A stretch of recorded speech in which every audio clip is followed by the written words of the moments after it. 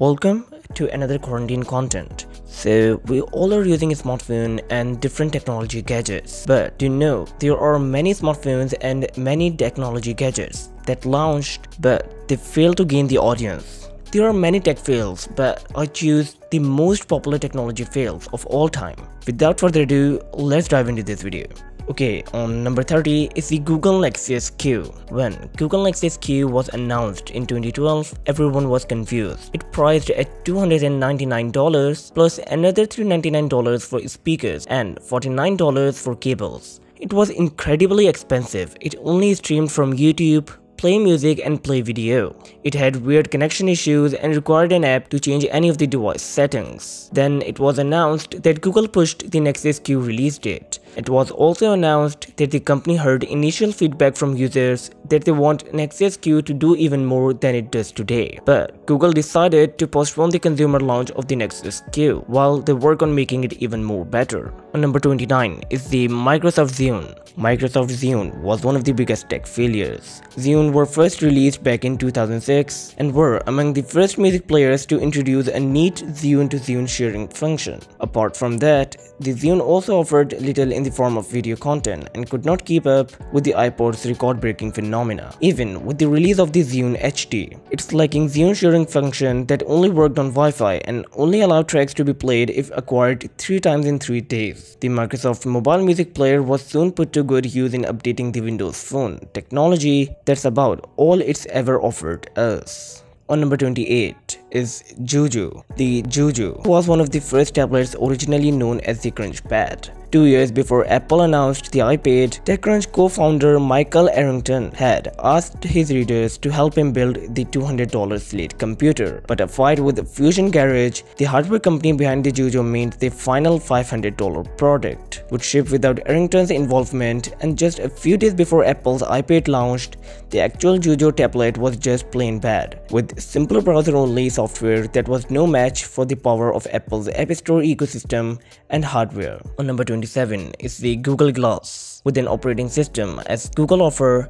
and a price tag of $1,500, the Google Glass was easily one of the biggest tech failures. While it may have been thought of as among must-have tech gadgets you can't leave home without, the Google Glass turned out becoming the exact opposite. Mainly due to the fact that the device could take films practically anywhere, most people were freaked out by the tech, which led to its banning in a variety of places like bars, movie theaters, and restaurants. Apart from that, it also turned out to have a terrible battery life, unsuitable interface. It just looked plain stupid.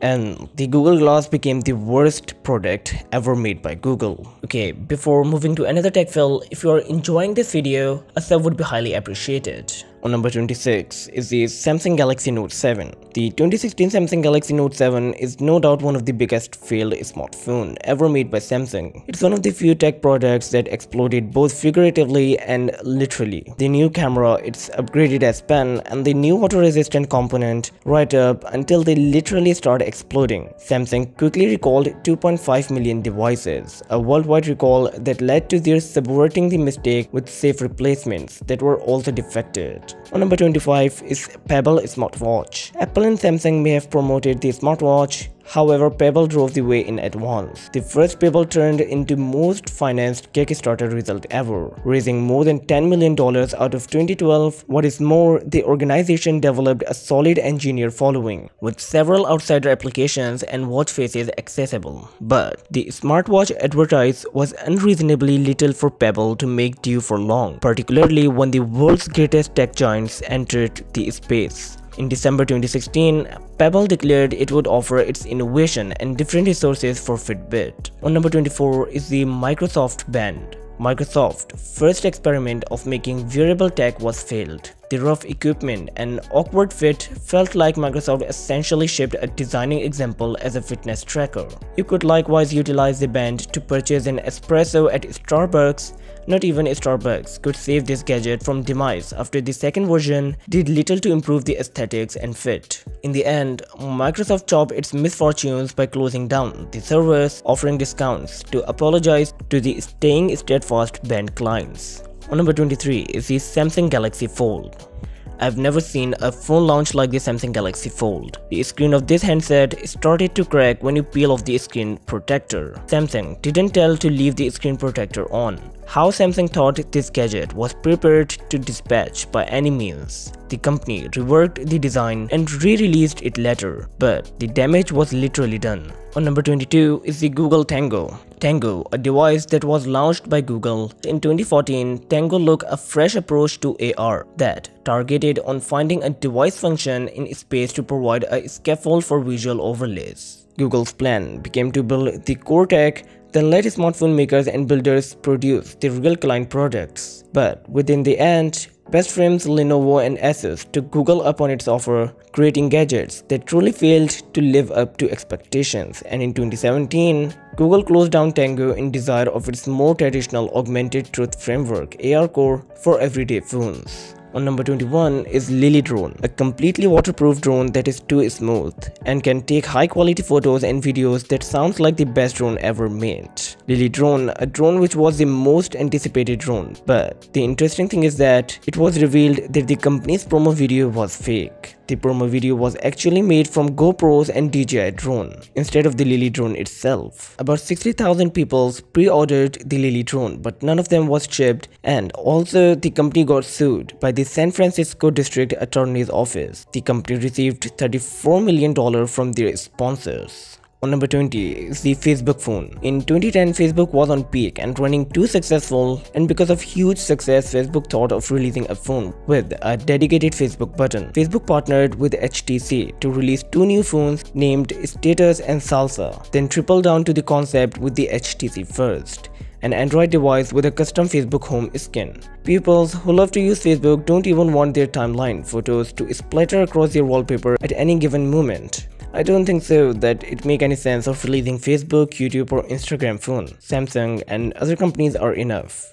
Number 19 is the Google Daydream. Google Daydream was a VR platform built right into Android, paired with a comfortable looking mobile headset that solved some of the competing Samsung Gear VR's biggest flaws. It was available for selected phones running the Android mobile operating system versions Nougat that meet the platform's software and hardware requirements. Daydream was not widely adopted by the consumers or developers, and in October 2019, Google announced that the Daydream View headset had been discontinued and that they would no longer certify new devices for Daydream. On number 18 is the Ouya. The Ouya is an Android-based microconsole.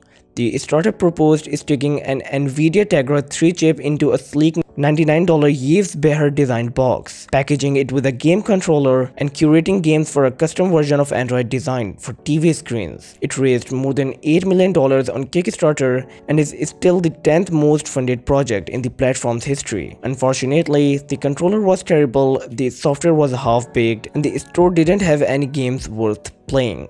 Despite the successful Kickstarter campaign, sales were lackluster, causing financial problems for Ouya and forcing the company to wind up the business. On number 17 is the Essential phone. When the Essential phone debuted, it was a little bit mind-blowing. There was a small camera cutout at the top of the screen. It was notably also the first mainstream smartphone to feature a notch. It was designed by the Android co-founder Andy Rubin. The titanium frame of the device looks superb, but the company's promises of camera quality and durability turned out to be hugely overblown. The software started out riddled with bugs, and it wound up shipping nearly 2 months after Rubin promised. About a month later, Apple released the iPhone X. On December 28th of 2018, Essential announced to media outlets that they would discontinue the Essential PH1. On February 12th of 2020, the company announced they will be winding down with no further updates to the PH1. On number 16 is the Samsung's Bixby. Apple, Amazon and Google have their voice assistants through which we can interact with our smartphone just by using our voice. Then comes the Samsung's voice assistant, the Bixby. Samsung tried really hard to get Bixby to work, going as far as adding a Bixby button to some of its smartphones, but Samsung's assistant just wasn't very good. The main reason of its flop was most of the Android devices had Google Assistant, which is more reliable and accurate than the Samsung's Bixby. It still exists today, but no one found this assistant useful. Maybe Samsung work on this to make the assistant a little more useful. On number 15 is the Windows 8. Most of the people use Windows, but do you know which Windows was the worst? Windows 8. The worst Windows with worst interface. Windows 8 included a full screen start menu and an overall confusing interface for keyboard and mouse users. The main reason for Windows 8 failure was that Microsoft lost sight of the corporate market. The companies who may have 20,000 employees all working with Windows 8 was so very different from Windows 7. From usability perspective, the interface was not according to what people actually like because it was a sudden change as compared to the Windows 7. On number 14 is the AirPower. Apple is famous because of their gadget designs in the tech world. AirPower might be the biggest failure Apple's had in recent memory, resulting in a product that was reportedly so bad it never shipped at all. AirPower was announced alongside with the iPhone X. AirPower promised to be a new kind of wireless charger that would charge up to 3 devices all at once. Say an iPhone, an Apple Watch, and AirPods. On September 12th of 2018, immediately after Apple's Gather Round media event, Apple removed almost all mentions of AirPower from its website. There were engineers who looked at AirPower's design and said it could never work thermally. A year and a half after it was announced, AirPower was roughly cancelled by the company. On number 13 is the Google's Project Era. The dream of modular smartphones began in 2013 with the PhoneBlocks concept video from Dave Hawkins. Project Era was a modular smartphone project under development by Google. Under its original design, Project Era was intended to consist of hardware modules providing common smartphone parts, such as processors, displays, batteries, and cameras, as well as modules providing more specialized components and frames that these modules were to be attached to. This design would allow a device to be upgraded over time with new capabilities and upgraded without requiring the purchase of an entire new device, providing a longer life cycle for the device and potentially reducing electronic waste. However, on September 2 of 2016, it was reported that the Project Era has been cancelled. On number 12 is the Microsoft Kinect. Microsoft's 3D camera peripheral can't be written off as a total failure. It sold well out of the gate, it was popular among artists and researchers, and Apple eventually bought the company behind its technology to power the iPhone X's Face ID. Kinect originated as a means to eliminate the game controller from Microsoft's Xbox video game hardware, competing with the Nintendo's W2's own motion sensing capabilities. Hoping to draw a larger audience beyond traditional video game players to the Xbox, Kinect, first launched as an add-on for the Xbox 360, Microsoft later took a dramatic decision to discontinue the device entirely. On number 11 is the Nikon One. The failure list has a lot of bad products on it, but few where the most plausible explanation for their failure was that they were designed to suck on purpose. The Nikon One series is a discontinued camera line from Nikon. Originally announced on 21 September 2011, the cameras utilized Nikon One mount lenses and featured 1-inch CX format sensors. At the time of announcement, Nikon claimed that the cameras featured the world's fastest autofocus with 10 fps even during videos, based on hybrid autofocus, as well as the world's fastest continuous shooting speed 60 fps among all cameras with interchangeable lenses. Slow motion movies can be captured in up to 1200 fps with reduced resolution. Just because of Sony RX100, Nikon One was failed. Nikon discontinued the Nikon One series in July 2018. On number 10 is the Red Hydrogen. Red cameras are one of the best cameras for filmmaking. According to Red founder Jim Jannard, the Hydrogen One would have a holographic display and revolutionize filmmaking with a new and improved 3D format called 4V. It would even be able to attach to Red cameras and be used with a Red imaging sensor and compatible lenses. It's hard to tell what actually went wrong with this device. The basics were defective and the fancy new features were outright bad. The screen was far from holographic and the 3D effect looked little cheap. The fancy accessories never launched, and at $1,300 there were no compensatory for the device. Once, HP released a tablet whose price is same as Apple's iPad. Well, iPad provides metal frame, smooth touch, and a great software experience. How can someone buy a tablet that runs WebOS and have greasy plastic body? Worst touchscreen. Touchpad was such a failure that less than 2 months after launch, HP announced it would discontinue all WebOS devices, phones, and tablets. Also, the price was dropped from $499 to $99 for the 16GB model. By 2012, the touchpad was a faded memory, and in 2013, HP sold all of its WebOS assets to LG, which would utilize them for its TV line.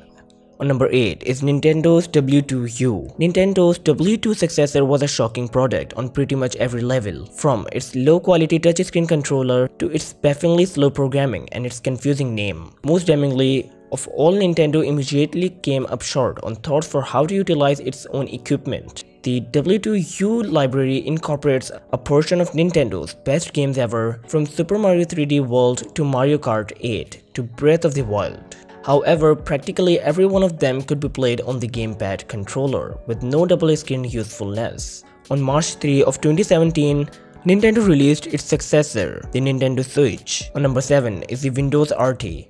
Windows RT is a discontinued mobile operating system developed by Microsoft.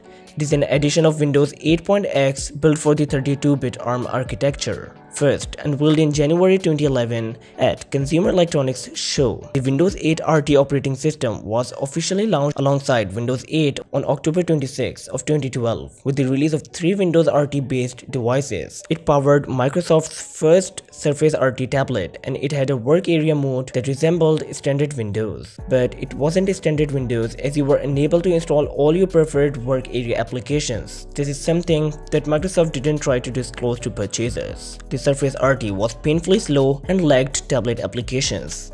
Microsoft figured everybody would need a Surface RT, yet it worked out that everybody really needed genuine Windows. On number 6 is the BlackBerry. At the beginning of the decade, BlackBerry was on top. Once BlackBerry was the most liked smartphone, then Apple and some of Android phone manufacturers introduced new operating system and physical forms for their phones.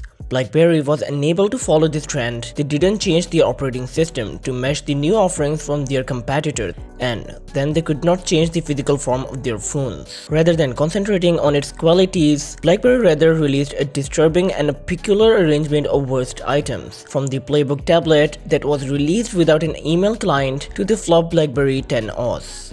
BlackBerry released one flop product after one another. When BlackBerry returned to essentials, as with the physical keyboard on the Android-powered Priv, the company realized that they are extremely late in the game, that they are no longer be able to compete Apple and Google.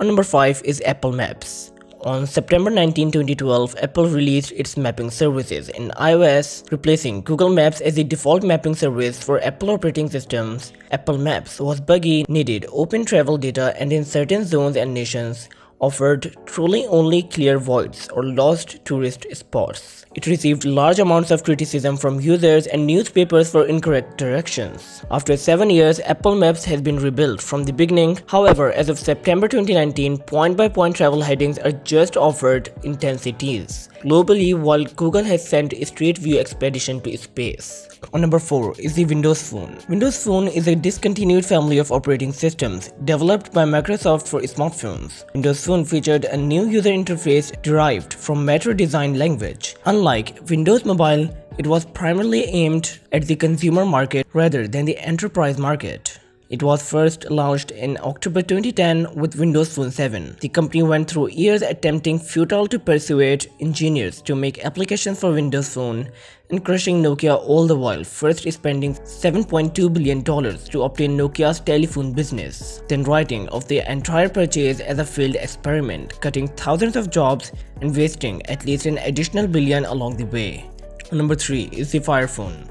One of the most unbelievable facts about the most recent decade is that Jeff Bezos has had more achievements sending rockets into space than making an Amazon cell phone. The Fire Phone, as it was called, was a genuinely gigantic failure of a product. Amazon took an almost 200 million hit, which prompted one of its most exceedingly awful money-related quarters ever. The Fire Phone failed in enormous part since it just felt silly. It ran truly worst software, was stacked with gimmicks, and maybe most informal. The phone was notable for its hallmark feature, dynamic perspective, using 4 front-facing cameras and the gyroscope to track the user's movements. The OS adjusts the UI so it gives the impression of depth and 3D. Amazon ceased production of the Fire Phone in August 2015 and discontinued sales soon after. On number 2 is the Juicero. Juicero was a company that made a device for fruit and vegetable juicing. The company's product was called a Juicero Press, a Wi-Fi connected juicer that used single-serving packets of pre-juiced fruits and vegetables sold exclusively by the company's subscription. The company's juicing press was originally priced at $699 when launched in March 2016, but was reduced to $399 in January 2017. On September 1 of 2017, the company announced that it was suspending sales of the juicer and the packets, repurchasing the juicer from its customers and searching for a buyer for the company and its intellectual property. On number 1 is the AOL, the main internet specialist organization to catch the nation's consideration.